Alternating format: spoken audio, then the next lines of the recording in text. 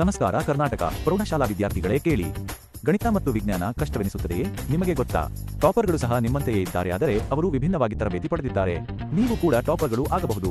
ಅದಕ್ಕೆ ಟಿಪ್ಸ್ ಮತ್ತು ಟ್ರಿಕ್ಸ್ ಗುರು ಟಿಟಿಜಿ ಪಾಡ್ಕಾಸ್ಟ್ ಸರಣಿಯನ್ನು ವೀಕ್ಷಿಸಿ. ಪ್ರತಿ ಸಂಚಿಕೆಯಲ್ಲಿ ತಜ್ಞ ಶಿಕ್ಷಕರು ಅಧ್ಯಯನ ಮತ್ತು ಪರೀಕ್ಷೆಯ ತಂತ್ರಗಳ ಕುರಿತು ತರಬೇತಿ ನೀಡುತ್ತಾರೆ. ಸರಳ ಅಭ್ಯಾಸಗಳು, ಹೆಚ್ಚಿನ ಅಂಕ ಗಳಿಸುವ ಸಲಹೆಗಳು, ತಂತ್ರಗಳು ಮತ್ತು ಮಾನಸಿಕ ಸಿದ್ಧತೆ. ನಾವು ಕಷ್ಟಕರವಾದ ಪರಿಕಲ್ಪನೆಗಳನ್ನು ಸುಲಭವಾದ ಕ್ಷಣಗಳಾಗಿ ಪರಿಹರಿಸುತ್ತೇವೆ. ಎಐ ಉಪಯೋಗಿಸಿ ಹೇಗೆ ಸರಿಯಾಗಿ ಅಧ್ಯಯನ ಮಾಡಬಹುದು ಎಂಬುದನ್ನು ನಾವು ತೋರಿಸುತ್ತೇವೆ, ಆದರೆ ಸೋಮಾರಿಯಾಗಲು ಬಿಡುವುದಿಲ್ಲ. ಶಿವಮೊಗ್ಗದಿಂದ ಕರ್ನಾಟಕದ ಪ್ರತಿಯೊಂದು ಮೂಲೆಯವರೆಗೆ 8ನೇ, 9ನೇ, 10ನೇ ರಾಜ್ಯ ಅಥವಾ ಸಿಬಿಎಸ್ಇ ತರಬೇತಿಯನ್ನು ಇಂಗ್ಲಿಷ್ ಮತ್ತು ಕನ್ನಡದಲ್ಲಿ ಕಲಿಸಲಾಗುತ್ತದೆ. ನೀವು ಸ್ಪಷ್ಟತೆ, ಆತ್ಮವಿಶ್ವಾಸ ಮತ್ತು ಹೆಚ್ಚಿನ ಅಂಕಗಳನ್ನು ಬಯಸಿದರೆ ಟಿಟಿಜಿ ಪಾಡ್ಕಾಸ್ಟ್ ವೀಕ್ಷಿಸಿ ಮತ್ತು ಟಿಟಿಜಿಗೆ ಸೇರಿ. ಉತ್ತೀರ್ಣತೆಯಿಂದ ಶ್ರೇಷ್ಠತೆಯವರೆಗೆ ನಿಮ್ಮ ಕಲಿಕೆಯನ್ನು ಪ್ರಾರಂಭಿಸಿ.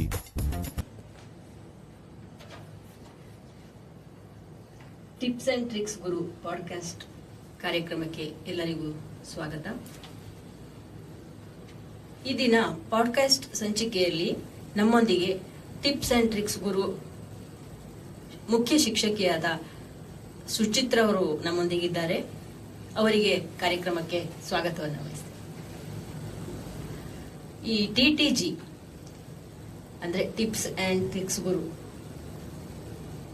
ಇದರ ಬಗ್ಗೆ ಒಂದಿಷ್ಟು ಹೆಚ್ಚಿನ ಮಾಹಿತಿಯನ್ನ ನೀಡಬೇಕಾಗಿ ಕೇಳ್ಕೊಳ್ತೀನಿ. ಟಿಪ್ಸ್ ಅಂಡ್ ಟ್ರಿಕ್ಸ್ ಗುರು ಅಂತ ಹೇಳ್ತಾ ಇದ್ದಂಗೆ ನಮಗೆ ಏನ್ ಬರೀ ಟೀಚಿಂಗ್ ಮಾಡ್ತಾರ ಅಥವಾ ಟ್ಯೂಷನ್ ಮಕ್ಳಿಗೆ ಹೆಂಗ್ ಓದಿಸ್ತಾರ ಅದನ್ನೇ ಪೇರೆಂಟ್ಸ್ ಎಲ್ಲ ತಿಳ್ಕೊಂಡಿರ್ಬೋದು. ಅದನ್ನೇ ಕ್ಲಾರಿಫೈ ಮಾಡ್ಲಿಕ್ಕೋಸ್ಕರ ಈ ಪಾಡ್ಕಾಸ್ಟ್ ನಾವು ಮಾಡ್ತಾ ಇದೀವಿ. ಅಂಡ್ ಟೀಚಿಂಗ್ ಅಷ್ಟೇ ಅಲ್ಲದೆ ಕೋಚಿಂಗ್ ಅಂಡ್ ಮೆಂಟರಿಂಗ್ ಕೂಡ ನಾವು ಮಾಡ್ತೀವಿ. ಇದರಲ್ಲಿ ಟೀಚಿಂಗ್ ಅಂತ ಹೇಳಿದ್ರೆ ಹೇಗೆ ಸ್ಕೂಲ್ಗಳಲ್ಲಿ ಪಾಠ ಮಾಡ್ತಾರೋ ಹಾಗೇನೆ ನಾವು ಇಲ್ಲಿ ಕೂಡ ಫಸ್ಟ್ 3 months ಕಲ್ಲಿ ಕ್ರಾಶ್ ಕೋರ್ಸ್ ತರ ಪಾಠನ ಮುಗಿಸಿ ಅಂಡ್ ಸೆಕೆಂಡ್ ರೌಂಡ್ ಕೂಡ ಪಾಠನ ಮಾಡ್ಬೇಕಂತ ಅನ್ಕೊಂಡಿದೀವಿ ಅಂಡ್ ಮಾಡ್ತೀವಿ. ಅಂಡ್ ನೆಕ್ಸ್ಟ್ ಕೋಚಿಂಗ್, ಅವ್ರಿಗೆ ಹೇಗೆ ಕೋಚಿಂಗ್ ಆಗುತ್ತೆ ಅಂತ ಹೇಳಿದ್ರೆ ಕ್ವೆಶನ್ ಪ್ರಾಕ್ಟೀಸಿಂಗ್ ಆಗಿರ್ಬೋದು, ನಮ್ಮ ಮೆಂಟರಿಂಗ್, ಅವರಿಗೆ ಇಷ್ಟಿಷ್ಟು ನಿಮಿಷಕ್ಕೆ ಇಷ್ಟಿಷ್ಟು ಕ್ವೆಶನ್ಸ್ ನ ಅಂದ್ರೆ ಈಗ 5 minutes ಅಲ್ಲಿ 2 questions, 1 marks ಇದು ಹೇಗೆ ಸಾಲ್ವ್ ಮಾಡೋದು, 2 marks ಇದು ಹೇಗೆ ಸಾಲ್ವ್ ಮಾಡೋದು, 3 marks ಇದು ಹೇಗೆ ಸಾಲ್ವ್ ಮಾಡೋದು, 4 marks ಕ್ವಶನ್ಸ್ ಕೂಡ ಇರುತ್ತೆ, 5 marks ಕ್ವಶನ್ಸ್ ಕೂಡ ಇರುತ್ತೆ. ಅದನ್ನೆಲ್ಲ ಹೇಗೆ ಸಾಲ್ವ್ ಮಾಡೋದು ಅಂತ ಹೇಳ್ಕೊಡ್ತೀವಿ. ಅಂಡ್ ಟೀಚಿಂಗ್ ಈಗ ಕೆಲವೊಬ್ಬರಿಗೆ ಅರ್ಥ ಆಗುತ್ತೆ, ಎಲ್ರಿಗೂ ಕೂರಿಸಿ ಒಟ್ಟಿಗೆ ಪಾಠ ಮಾಡ್ತಿರ್ಬೇಕಾದ್ರೆ ಕೆಲವು ಮಕ್ಕಳಿಗೆ ಅರ್ಥ ಆಗುತ್ತೆ, ಕೆಲವು ಮಕ್ಕಳು ಸ್ಲೋ ಲರ್ನರ್ಸ್ ಇರ್ತಾರೆ, ಅವರಿಗೆ ಅರ್ಥ ಆಗಿರಲ್ಲ. ಅವರಿಗೆ ಡೌಟ್ ಕ್ಲಿಯರಿಂಗ್ ಸೆಷನ್ಸ್ ಕೂಡ ನಾವು ಕಂಡಕ್ಟ್ ಮಾಡ್ತೀವಿ.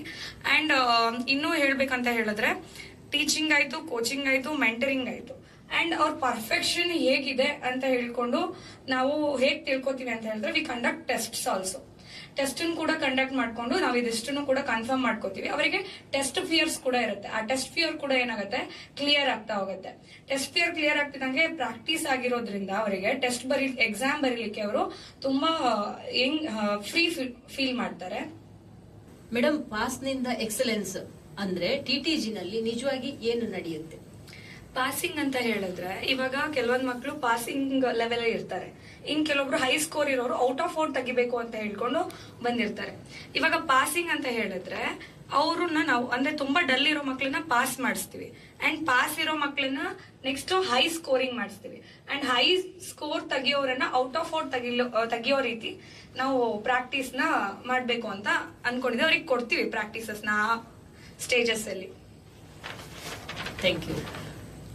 ಸಿಬಿಎಸ್ಇ ಹಾಗೂ ಸ್ಟೇಟ್ ಸಿಲೆಬಸ್ ಈಸಿ ಆಗುತ್ತೆ ಮಕ್ಕಳಿಗೆ? ಯಾವ್ದನ್ನ ನೀವು ಮಾಡ್ತೀರಿ? ಎರಡನ್ನೂ ಮಾಡ್ತೀರಾ ಅಥವಾ?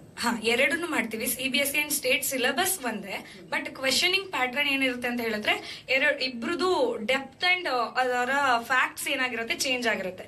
ಕ್ವೆಶನಿಂಗ್ಸ್ ಏನಾಗಿರುತ್ತೆ ನಮಗೆ ಕ್ವೆಶನಿಂಗ್ ಪ್ಯಾಟರ್ನ್ ಆಗಿರ್ಬೋದು. ಅಂಡ್ ಸ್ಟೇಟ್ ಸಿಲೆಬಸ್ ಒಂದ್ ಸ್ವಲ್ಪ ಈಸಿ ಇರುತ್ತೆ ಅಂಡ್ ಸಿಬಿಎಸ್ಇ ಏನಾಗಿರುತ್ತೆ ಅಂತ ಹೇಳಿದ್ರೆ ಸ್ವಲ್ಪ ಡಿಫಿಕಲ್ಟ್ ಇರುತ್ತೆ. ಅವರಿಗೆ ಕ್ವೆಶನ್ ಪೇಪರ್ ಅಂದ್ರೆ ಪಾಠ ಮಾಡ್ಬೇಕಾದ್ರೆ ಒಂದೇ ಟಾಪಿಕ್ಸ್ ನ ಹೇಳಿರ್ತೇವೆ, but in depth question solving ಅಲ್ಲಿ ಅವ್ರು ಏನಾಗ್ತಾರೆ, ಡಿಫರ್ ಬರ್ತಾರೆ, ಚೇಂಜ್ ಆಗ್ತಾ ಹೋಗ್ತಾರೆ. ಹೈ ಸ್ಕೋರಿಂಗ್ ಮೆಥಡ್ಸ್ ಅಂದ್ರೆ? ಹೈ ಸ್ಕೋರಿಂಗ್ ಮೆಥಡ್ ಅಂತ ಹೇಳಿದ್ರೆ ಕೆಲವೊಬ್ರು ಗಟ್ಟೋಡಿಲಿಕ್ಕೆ ಸ್ಟಾರ್ಟ್ ಮಾಡ್ಕೊಂಡಿರ್ತಾರೆ. ಅವಾಗ ಏನಾಗುತ್ತೆ, ಹಿಂದಿನ ದಿನ ಓದ್ಕೊಂಡಿರ್ತಾರೆ, ಬಂದ್ ಬರೀತಾರೆ, ಆವರೇಜ್ ಮಾರ್ಕ್ಸ್ ಸ್ಕೋರ್ ಮಾಡ್ಕೊಂಡ್ಬಿಡ್ತಾರೆ. ಹೈ ಸ್ಕೋರಿಂಗ್ ಹೆಂಗಾಗತ್ತೆ ಅಂತ ಹೇಳಿದ್ರೆ ಗಟ್ ಹೊಡಿಯೋಬಾರ್ದು. ಏನ್ ಮಾಡ್ಕೋಬೇಕಂತ ಹೇಳಿದ್ರೆ first they have to learn, ಆ ಕಾನ್ಸೆಪ್ಟ್ ನ ಕಲಿಬೇಕು. ಅದರ ಇನ್ ಡೆಪ್ತ್ ಅಲ್ಲಿ ಒಂದೊಂದು ಕಾನ್ಸೆಪ್ಟ್ ಕೂಡ ಕಲ್ತ್ಕೊಂತ ಹೋದ್ರೆ ಮೆಮೊರೈಸ್ ಮಾಡ್ಲಿಕ್ಕಿಂತ ಅದೇ ಏನಾಗುತ್ತೆ, ಈಸಿ ಆಗಿರುತ್ತೆ. TTG app, Passing to Excellence ಅನ್ನೋ ಒಂದು ಟ್ಯಾಗ್ಲೈನ್ ನೊಂದಿಗೆ ಟಿಟಿಜಿ ಶುರುವಾಗಿದೆ. ಹಾಗಂದ್ರೆ ಏನು madam? TTG passing to excellence. Passing to excellence ಅನ್ನೋದು ನಮ್ಮ ಟ್ಯಾಗ್ ಲೈನ್. ಅದೇನ್ ಹೇಳುತ್ತೆ ಅಂತ ಹೇಳಿದ್ರೆ, ಈಗ ಸ್ಟೂಡೆಂಟ್ಸ್, ಡಲ್ ಸ್ಟೂಡೆಂಟ್ಸ್ ಆಗಿರ್ಬೋದು, ಅಥವಾ ಆವರೇಜ್ ಸ್ಕೋರಿಂಗ್ ಸ್ಟೂಡೆಂಟ್ಸ್ ಆಗಿರ್ಬೋದು, ಅಥವಾ ಹೈ ಸ್ಕೋರಿಂಗ್ ಸ್ಟೂಡೆಂಟ್ಸ್ ಆಗಿರ್ಬೋದು, ಎಲ್ಲರೂ ಔಟ್ ಆಫ್ ಔಟ್ ತೆಗಿಯೋ ರೇಂಜಿಗೆ ನಾವು ಟೀಚ್ ಮಾಡ್ತೀವಿ ಅವರಿಗೆ.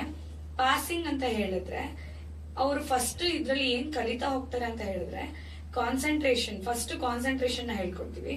ನೆಕ್ಸ್ಟ್ ಅಂಡರ್ಸ್ಟ್ಯಾಂಡಿಂಗ್ ಲೆವೆಲ್, ಆಮೇಲೆ ನೆಕ್ಸ್ಟ್ ಹೇಗೆ ಪ್ರಿಪರೇಷನ್ ಮಾಡ್ಕೋಬೇಕು ಅಂತ ಹೇಳಿ, ಪ್ರಾಕ್ಟೀಸ್ ಮಾಡ್ಬೇಕು ಅಂತ ಹೇಳಿ ನಾವು ಫಸ್ಟ್ ಟೀಚ್ ಮಾಡ್ತೀವಿ. ಆಗ ಮಕ್ಳು ಏನಾಗ್ತಾರೆ ಅಂತ ಹೇಳಿದ್ರೆ, ಪಾಸಿಂಗ್ ಲೆವೆಲ್ ಇಂದ ಎಕ್ಸಲೆನ್ಸ್ ಹೋಗ್ಲಿಕ್ಕೆ ಈ 3 ವಿಷಯಗಳು ಅವರಿಗೆ ತುಂಬಾ ಹೆಲ್ಪ್ಫುಲ್ ಆಗಿ ನಾವು ಪ್ರಾಕ್ಟೀಸ್ ಮಾಡಿಸೋದ್ರಿಂದ ಈ ಮೈಂಡ್ ಸೆಟ್ ಗೆ ಅವರು ಸೆಟ್ ಆಗಿ ಹೈ ಸ್ಕೋರ್ ನ ತೆಗಿತಾರೆ. ಓಕೆ, ಯಾವ ತರಗತಿಯ ಮಕ್ಕಳಿಗೆ ಟ್ಯೂಷನ್ ಮಾಡ್ತೀರಿ? 8th, 9th, 10th, 8ನೇ ತರಗತಿ, 9ನೇ ತರಗತಿ, 10ನೇ ತರಗತಿ ವಿದ್ಯಾರ್ಥಿಗಳಿಗೆ ನಾವು ತರಗತಿಯನ್ನ ಮಾಡ್ತೀವಿ. ಯಾವ ಸಬ್ಜೆಕ್ಟ್? ಮ್ಯಾಥ್ಸ್ ಮತ್ತೆ ಸೈನ್ಸ್ ಸಬ್ಜೆಕ್ಟ್ ಗೆ ನಾವು ಟ್ಯೂಷನ್ ನ ನಡೆಸಬೇಕು ಅಂತ ಅನ್ಕೊಳ್ತೀವಿ. ಬರೀ ಟ್ಯೂಷನ್ ಅಂತ ಹೇಳಿದ್ರೆ ಆಗಲ್ಲ. ಅದು ಯಾವ ರೀತಿ ಅಂತ ಹೇಳಿದ್ರೆ, coaching and teaching and mentoring.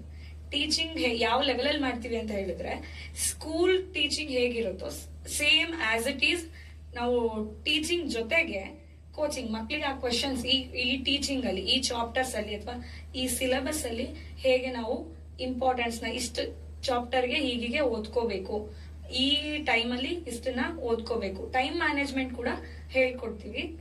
Science and maths ಹೇಳ್ಕೊಡ್ತೀವಿ. ಓಕೆ, ಮಕ್ಕಳು ಟಿಟಿಜಿಗೆ ಸೇರಿದ್ರೆ ಏನೇನು ಅನುಕೂಲ ಆಗುತ್ತೆ ಅನ್ನೋದನ್ನ ಸ್ವಲ್ಪ ಹೇಳಿ.